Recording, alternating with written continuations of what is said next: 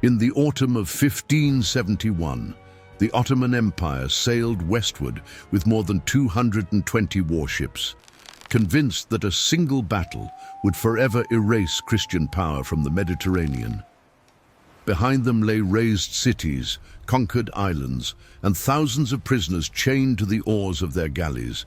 Before them stood a fragile alliance of kingdoms that for decades had been unable to unite. But in the Gulf of Patras, something changed.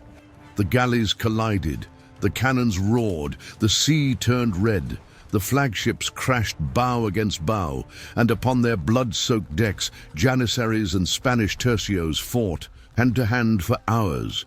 Arrows whistled, muskets exploded. An admiral fell with a bullet through his forehead, and his head was hoisted on a pike while the green standard of the Prophet sank beneath the waves. When the sun began to descend over the Greek horizon, the water was covered with corpses, broken timbers, and shattered banners. And from the smoke and carnage, 12,000 men who had been slaves emerged free for the first time in years. The Mediterranean, which for generations had trembled beneath the crescent moon, awakened to a new reality. And the echo of that bloody afternoon would resound through the centuries as the day Europe refused to fall. To understand what happened at Lepanto, one must step back a few decades and observe the map of the world as the men of that time knew it. The Ottoman Empire was not simply another power, it was the dominant force on the planet. Since the fall of Constantinople in 1453, the sultans had expanded their domains without rest. Their armies had marched through the Balkans, besieged Vienna, conquered Egypt, subdued North Africa, and turned the Mediterranean into a Turkish lake. Ottoman galleys attacked the coasts of Italy with impunity.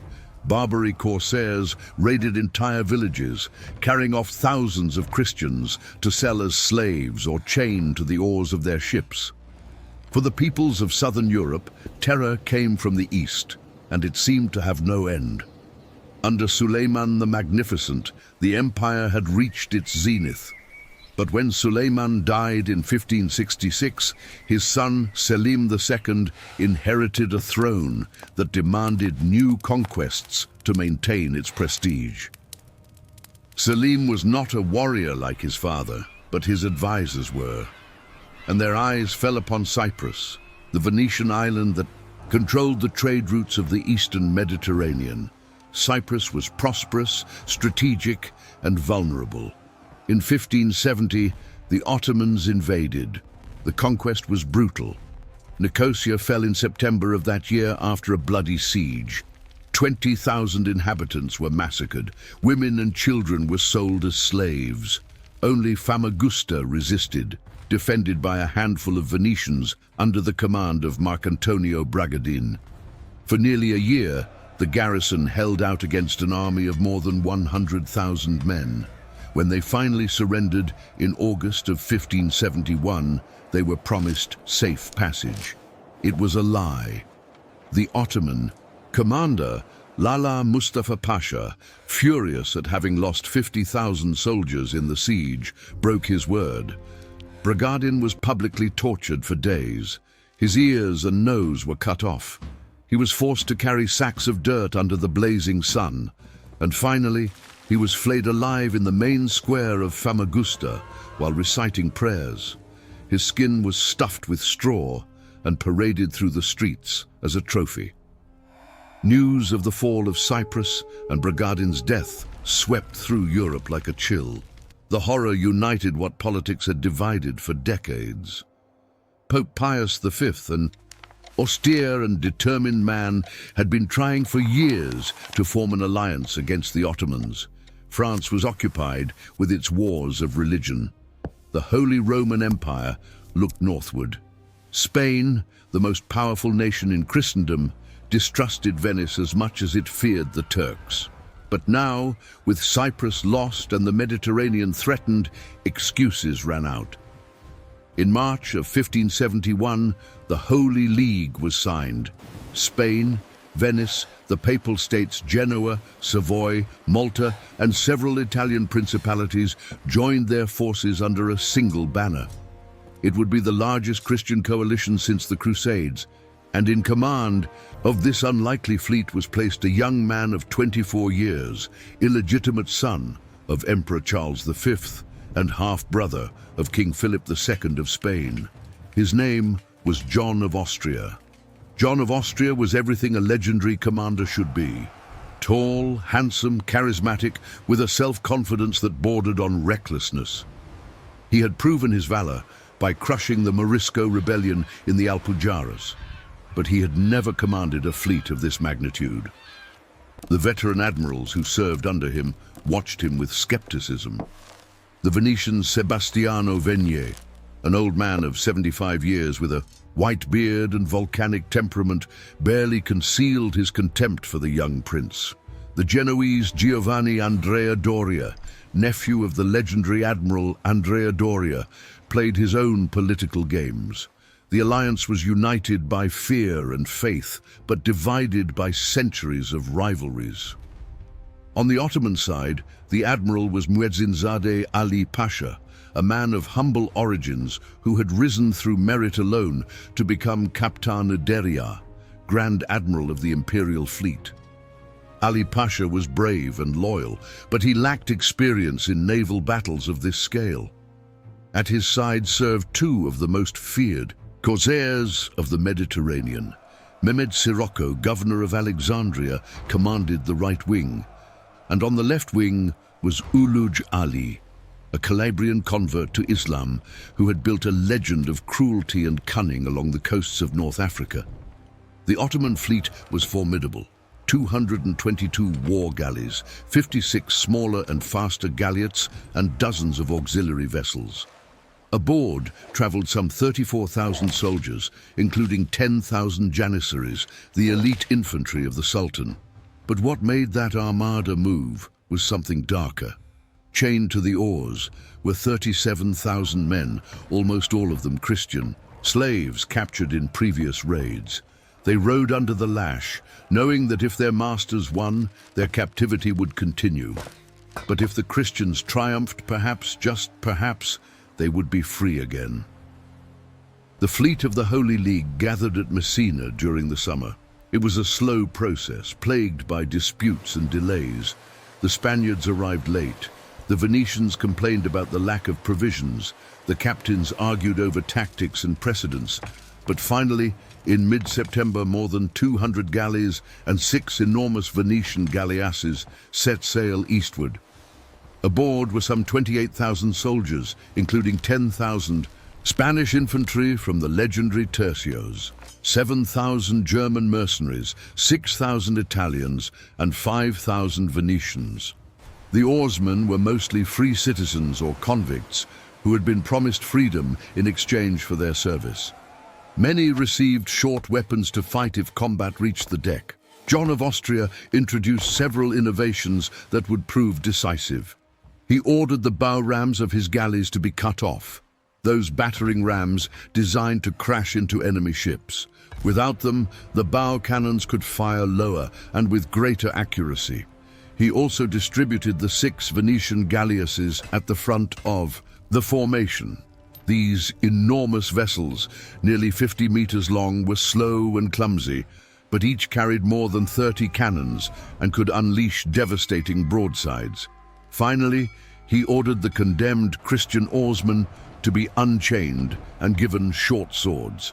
If the battle became desperate, they would fight for their freedom. The Christian fleet sailed eastward along the Greek coast. On the 7th of October 1571, at dawn, the lookouts spotted sails on the horizon. The Ottoman fleet had left its base at Lepanto and was sailing westward. The two largest armies that had crossed the Mediterranean since antiquity were about to collide. The Gulf of Patras stretched beneath a grey sky. The wind, which had favored the Ottomans during the morning, began to shift. The galleys of both sides approached slowly, their oars cutting the water with mechanical precision. Aboard the Christian ships, the priests administered the last sacraments. The soldiers prayed the rosary aloud, a murmur that spread from ship to ship like a wave. John of Austria moved through the formation in a small boat. holding a crucifix high, shouting to his men that victory or death awaited them, but that in either case they would win. Immortality. The Venetian galleasses were towed to forward positions. When the Ottoman fleet approached, these floating fortresses opened fire. The roar of the cannons pierced the salty air. Iron balls shattered oars, pierced hulls, and swept decks clean. 2 Turkish galleys sank before the main line entered combat. The Ottoman formation, which had been advancing in a perfect crescent, began to fall into disorder. But Ali Pasha did not waver. From the deck of the Sultana, his flagship, he ordered the general advance. The war drums echoed across the fleet. The Turkish galleys launched forward, their prows cutting the water, their archers preparing the first volleys. The Ottoman admiral had told his Christian oarsmen before the battle that if he won, he would give them their freedom. If they lost, God would have given it to them. It was a gesture of brutal pragmatism. He knew that those chained men would row harder if they had some hope. The 2 lines clashed almost simultaneously along a front of more than 7 kilometers. The sound was indescribable. Wood crashing against wood, cannons firing at point-blank range, the whistle of thousands of arrows crossing the air, the screams of men as they fell, the thunder of muskets and harquebuses. Within minutes, the Gulf of Patras had become a floating hell. In the center, the real John of Austria's flagship sailed directly toward Ali Pasha's Sultana.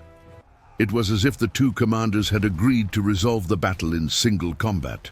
The bow of the Sultana plunged into the Real up to the 4th rowing bench, locking the 2 vessels in a deadly embrace. Immediately, the Janissaries leaped onto the Spanish deck, while the tercios counterattacked with pikes and swords. The fighting was so close that men could not use their firearms. They stabbed, strangled, and threw each other into the sea. John of Austria fought in the front line. His gleaming armor made him an obvious target, but also a living standard. Where he stood, his men advanced. The Ottomans pushed the Spaniards back twice, nearly capturing the Real. But then Marcantonio Colonna arrived with his papal galley, ramming the Sultana from the side. Behind him came Alvaro de Bazan, the Marquis of Santa Cruz, with reinforcements from the reserve. The battle in the center became a slaughter. Ali Pasha fought like a demon, firing arrows as fast as he could. String them! But a musket ball pierced his forehead. He fell upon the bloodied deck of his own ship. A Christian galley slave, maddened by years of captivity, leaped forward and cut off his head. Moments later, the head of the Ottoman admiral was hoisted on a pike above the mast of the Real. The effect was instantaneous. The defenders of the Sultana lost all hope. The green banner with the name of Allah, embroidered in gold 28,900 times, fell into Christian hands. Never before had it been captured in battle. On the northern wing, the fighting was equally fierce. Agostino Barbarigo, the Venetian admiral, brought his galleys so close to the shore that some ran aground. He was trying to prevent the Ottomans from flanking him. Mehmed Sirocco's galleys launched against him in a confused mass of oars and cannons. In the midst of the chaos, an arrow pierced Barbarigo's visor and lodged in his eye, penetrating to the brain. But the Venetian continued giving orders as blood ran down his face. Only when victory in his sector was evident did he allow himself to be taken below. He died 2 days later. Sirocco did not survive either. He was captured severely wounded and executed by the Venetians, who remembered the atrocities of Cyprus. On the southern wing, the battle took a different turn. Giovanni Andrea Doria, the Genoese admiral, extended his line toward the open sea, fearful of being flanked by Ulugh Ali's galleys. But in doing so, he opened a gap in the center of the Christian formation. Ulugh Ali saw it immediately. Instead of pursuing Doria, he turned his galleys and launched through the gap, falling upon the Knights of Malta with devastating fury. The flagship of the Hospitallers was boarded and nearly all her crew were killed. Prior Pietro Giustiniani received 5 arrows in his body before being rescued. For a moment it seemed that Ulugh Ali might change the course of the battle. But John of Austria and the Marquis of Santa Cruz had already finished in the center. They turned south with their galleys and fell upon Ulugh Ali's forces from the flank. The Calabrian corsair understood that the battle was lost. With the coolness of a born survivor, he gathered the few galleys he could and fled eastward. Of the more than 220 vessels that had set out from Lepanto that morning, only 30 escaped with him. By 4 in the afternoon, it was all over. The Gulf of Patras was covered with floating debris, shattered hulls, broken masts, bodies swelling under the October sun, torn banners slowly sinking. The water itself seemed red, stained with the blood of tens of thousands of men. The sounds of battle had given way to a silence broken only by the groans of the wounded and the creak of wood shifting with the waves. The Christians had lost 17 galleys and approximately 7,500 men. But the Ottomans had suffered a catastrophe. 170 galleys captured or destroyed, more than 30,000 dead, wounded, or taken prisoner. And from the chains of those conquered ships emerged 12,000 men who had not seen freedom in years. Some wept, others laughed like madmen. Many simply knelt on the bloodied decks and prayed, unable to believe that the nightmare was over. Among the wounded Christians was a young Spanish soldier of 24 years who had insisted on fighting despite being sick with fever. During the battle, he received 2 harquebus wounds in his chest and a third that shattered his left hand. He would never use it again. But he survived, and men began to call him the one-handed man of Lepanto. His name was Miguel de Cervantes.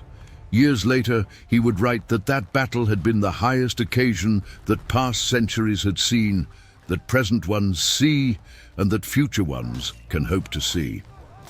News of the victory traveled through the Mediterranean like wildfire. In Rome, Pope Pius V, who had spent the day praying the rosary, interrupted a meeting and looked out the window toward the east. According to legend, he declared that John of Austria had been sent by God. The bells of every church in Italy rang for days. In Venice, the celebration lasted weeks. In Spain, Philip II received the news with his characteristic coldness, but even he allowed commemorative medals to be minted. Throughout Christendom, poems were composed, paintings were made, and hymns of thanksgiving were sung. Pius V instituted a new Catholic feast day, the Feast of Our Lady of Victory, which would later become the Feast of the Rosary. He attributed the triumph to the intercession of the Virgin Mary, whose devotees had prayed the Rosary throughout the battle. For the faithful, Lepanto was a miracle, the wind that changed direction at the crucial moment, the slaves who rowed half-heartedly, sabotaging the speed of their captors, the galleasses that broke the Ottoman formation. Everything seemed part of a divine plan. But beyond faith, Lepanto had profound and lasting consequences. The Ottoman Empire was not destroyed. With its vast resources, it rebuilt its fleet in less than a year. By 1572, 200 new galleys patrolled the eastern Mediterranean. But something had changed. The aura of invincibility that had surrounded the Turks for generations had vanished. Europe had demonstrated that it could unite and conquer. The Ottoman advance westward stopped. Never again would they seriously threaten the coasts of Italy or Spain. For the Mediterranean, Lepanto marked the beginning of the end of the age of galleys. Those oar-powered ships, which had dominated naval warfare since the times of the Greeks and Romans, were being replaced by sailing vessels with broadside cannons. Lepanto was the last great oared naval battle in Western history, a bloody twilight for a form of warfare that had lasted millennia. Ulugh Ali arrived in Constantinople with his 30 surviving galleys and a single trophy, the captured standard of the Knights of Malta. Sultan Selim II, instead of punishing him, rewarded him with the title of Kılıç, the sword. Ali Pasha was buried with the honors of a martyr. And Grand Vizier Sokolu Mehmed Pasha, when asked about the defeat, replied with arrogance, "You have cut off our beard, but we have torn off your arm. The beard grows back, the arm does not." He was referring to Cyprus, which would remain Ottoman for the next 3 centuries. But his words concealed a deeper truth. The expansive impulse of the empire had been broken. John of Austria returned to Messina as a hero. He dreamed of continuing the crusade, perhaps conquering Tunis or even liberating Constantinople. But the Holy League disintegrated almost as fast as it had formed.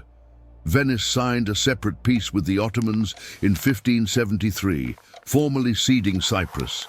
Spain turned its attention to the Netherlands and the Atlantic. Pope Pius V died just months after the battle, and his successors had other priorities. John of Austria never had the opportunity to lead another great crusade.